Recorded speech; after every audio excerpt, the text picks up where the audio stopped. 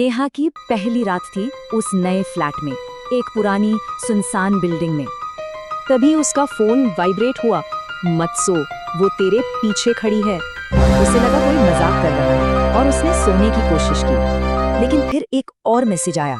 नेहा, मैंने कहा मत सो, पीछे मुड़कर देख। अब उसका दिल जोरों से धड़कने लगा। उसने धीरे से घूमकर देखा, वहां कुछ भी नहीं था। और तभी फोन फिर से वाइब्रेट हुआ, इस बार एक चेतावनी के साथ। अब नेहा के हाथ कांप रहे थे। उसने जवाब में टाइप किया, कौन हो तुम? और जो जवाब आया वो नामुमकिन था। मैं तू ही हूँ, कल की। वो सदमे में थी।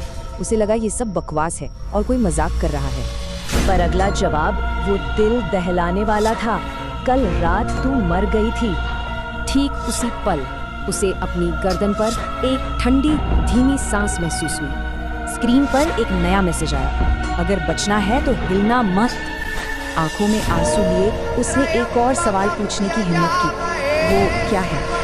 आखिरी चेतावनी बिल्कुल सीधी थी, कभी मत देखना। लेकिन इंसान की फितरत ही ऐसी होती है। नेहा ने धीरे धीरे अपना हाथ बढ़ाया और स्विच ऑन कर दिया। अचानक कमरा रोशन हुआ और उसने आईने में अपनी परछाई देखी और उसने उसे देख लिया।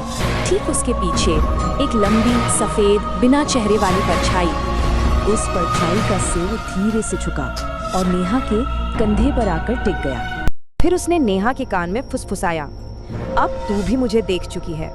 अगले दिन पुलिस को उस खाली फ्लैट में नेहा की लाश मिली। उसका फोन अब भी उसके हाथ में था और स्क्रीन पर एक आखिरी मैसेज चमक रहा था, अब तू ही अगला मैसेज भेजेगी, ये सिलसिला कभी खत्म नहीं होगा। की एक ऐसी कहानी सुनाते हैं जो एक पुराने मोहल्ले से शुरू होती है। कहानी है अर्जुन की, जो अपने नए किराए के घर में बिल्कुल अकेला था। पैसे बचाने के चक्कर में उसने ज्यादा सोचे बिना ही ये घर ले लिया। लेकिन ये शांति ज्यादा देर टिकने वाली नहीं थी, क्योंकि रातें अब भयानक होने वाली थी। एक रात उसे अचानक लगा जैसे कोई उसे घूर रहा है। वो झटके से उठ बैठा। अपनी गर्दन पर उसे किसी की ठंडी सांस महसूस हुई। अंधेरे कमरे में उसने हिम्मत करके धीरे से पूछा, पर दरवाजा खिड़की सब अंदर से बंद थे। उसने सोचा शायद कोई बुरा सपना होगा, लेकिन अगली रात जो हुआ वो कोई सपना नहीं था। दीवारों के अंदर से एक धीमी सी आवाज आई जो उसका नाम पुकार रही थी। कुछ पल की खामोशी और फिर एक और आवाज शुरू हो गई। उसके बिस्तर के नीचे से खुरचने की आवाज, जैसे कोई लकड़ी पर नाखून घिस रहा हो। डर के मारे उसका गला सूख गया, पर उसे देखना था कि आखिर ये है क्या।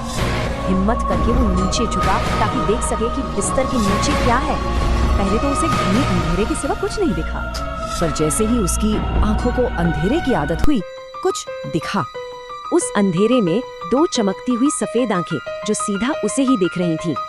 वो चीख पाता उससे पहले ही एक ठंडा हाथ तेजी से उसके मुंह पर आ गया और उसे जोर से बिस्तर के नीचे खींच लिया गया। फिर सन्नाटा।